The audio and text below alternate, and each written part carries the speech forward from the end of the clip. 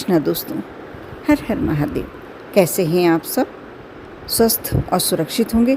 दोस्तों, प्रदोष व्रत आप सभी जानते ही हैं कि प्रदोष व्रत महादेव, देवों के देव महादेव की पूजन और व्रत करने का व्रत होता है।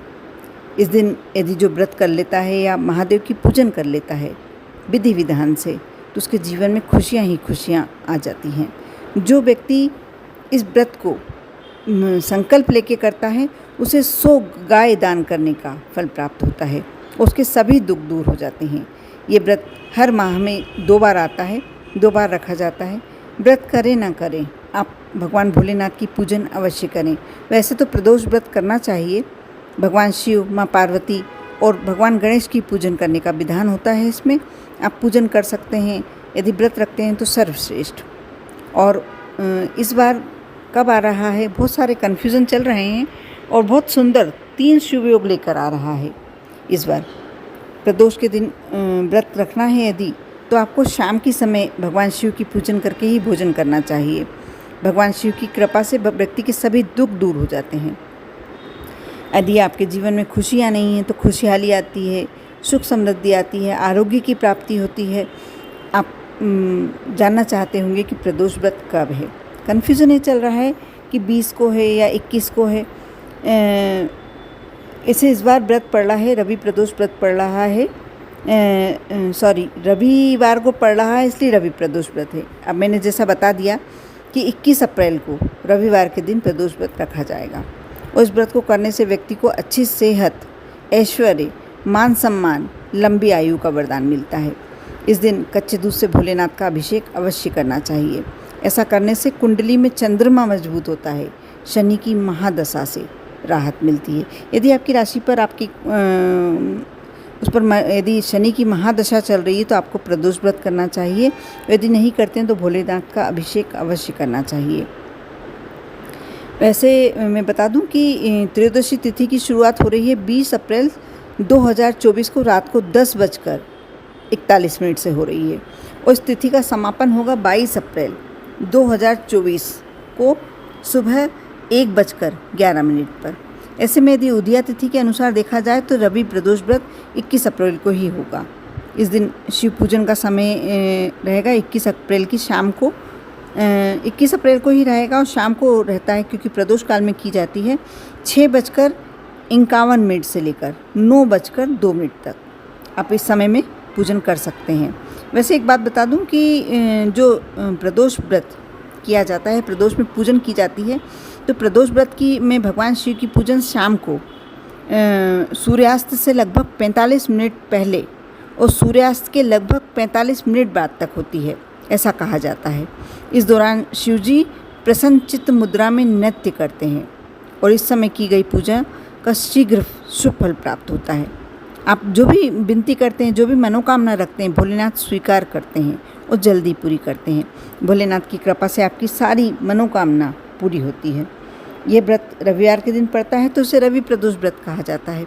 इसीलिए इस बार रवि प्रदोष व्रत है, रविवार के दिन पड़ रहा है।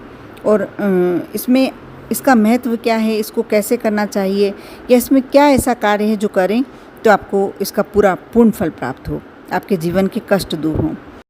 जैसा कि मैंने पहले बताया कि रवि प्रदोष व्रत सुख, शांति और लंबी आयु देता है। यदि रवि प्रदोष का यदि सीधा संबंध देखा जाए तो सूर्य देव से होता है। ऐसे में जिसकी कुंडली में सूर्य कमज़ोर स्थिति में होता है, उन्हें रवि प्रदोष व्रत जरूर करना चाहिए। इस व्रत को करने मात्र से व्यक्ति को समाज में नाम प्राप्त होता है, यश प्राप्त होता है, सम्मान मिलता है।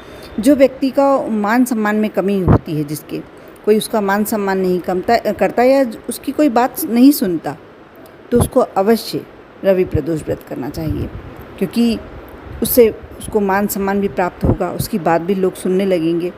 और जैसे उपाय की बात करूँ मैं, तो रवि प्रदोष वाले दिन आप दूध में थोड़ा सा केसर डाल लें और फूल डाल लें। फूल कोई से भी डाल सकते हैं और शिवलिंग पर चढ़ाएं।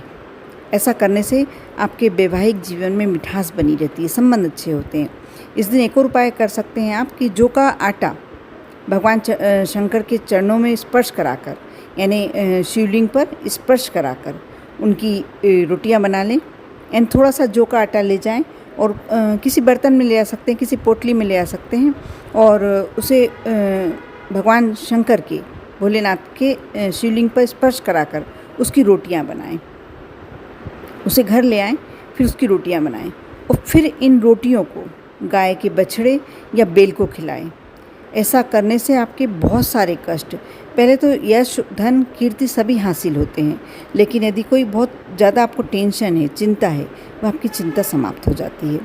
ये ऐसी छोटी छोटी बातें हैं कि आप यदि कर लेते हैं तो आपके जीवन में अवश्य परिवर्तन देखने को मिलता है। पूरे दिन व्रत करके आप शाम के समय विधि विधान से पूजन करें, अर्चना करें और उसके बाद आप पारण करें, पूजन के व्रत का पारण करें। प्रदोष काल में शिवलिंग पर आप शहद, दूध, दही, गंगा जल मिलाकर और किसी अच्छे यदि पंडित आपको मिल जाए तो उसके से कहकर आपको अभिषेक कराना चाहिए। ऐसा करने मात्र से आपको भगवान भोलेनाथ की कृपा प्राप्त होती है। गेहूं के आटे का बना हुआ भोग अर्पित करना भी बहुत शुभ माना जाता है। रवि प्रदोष के दिन आपको गेहूं के आटे से कोई भी सामग्री, ऐसी हलवा बना लें या कोई भी ऐसी सामग्री बना लें, भगवान भोलेनाथ के मंदिर में शिवलिंग पर भोग लगा कर आएँ। जैसा कि मैंने पहले बताया कि सूर्यास्त से 45 मिनट पहले और सूर्यास्त के 45 मिनट बाद तक इसकी पूजन की जाती है। ये सारी बातें आप ध्यान रख के यदि करते हैं, प्रदोष व्रत यदि जो व्यक्ति करता है उसको उत्तम लोक की प्राप्ति होती है और प्रदोष व्रत करने वाले को 100 गाय के दान का फल प्राप्त होता है। इसलिए अवश्य इस रवि प्रदोष को जो 21 तारीख के दिन पड़ रही है उसका व्रत करें। यदि व्रत नहीं करते हैं तो पूजन करें, अभिषेक करें और आप कुछ सामग्री जैसे शहद, दही, घी अवश्य समर्पित करें। ओम नमः शिवाय।